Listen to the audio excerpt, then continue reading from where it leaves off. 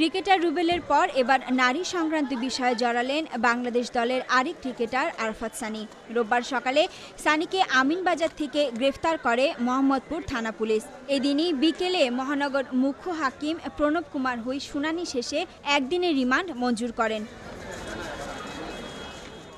Arafat সানির career ধ্বংস করার জন্যই মামলা করা হয়েছে বলে জানালেন আসামি পক্ষের আইনজীবী।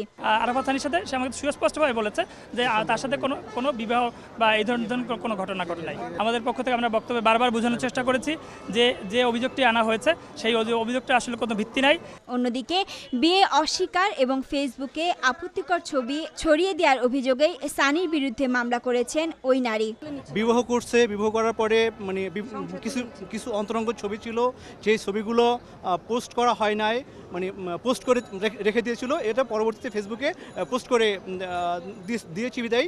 এর আগে ডিএমপি তেজগাঁও বিভাগের উপপুলিশ কমিশনার বিপ্লব কুমার সরকার গণমাধ্যমকে জানান, সাম্প্রতিক সময়ে সানি নাসরিন আক্তার নামে ওই নারীর সঙ্গে তাদের কিছু ব্যক্তিগত ছবি অনলাইনে ছেড়ে দেন। আরাফাত সানি এই মহিলার বিভিন্ন আপত্তিকর এক্সক্লুসিভ যেই পিকচারগুলি সেগুলি অনলাইনে আপলোড করে যে এই ছবিগুলি আরাফাত সানির মোবাইল থেকেই বিভিন্ন জায়গায় প্রেরণ করা হয়েছে। এদিকে সানির পরিবারের পক্ষ থেকে বলা হয়, পুলিশ না বুঝে শুধুমাত্র একটি মেয়ের মিথ্যা অভিযোগের ভিত্তিতে সানিকে গ্রেফতার করেছে। সানির তুমি কি লাগো? সানির তুমি কি হও? আচ্ছা, ওরা ভিতরে ঢুকলে এটা জিজ্ঞেস করবে। এটা পুলিশ জিজ্ঞাসিল? ঠিক আছে, আসেন। ওর কথা মতন যে লই এলো, কি কারণে লই এলো পুলিশ?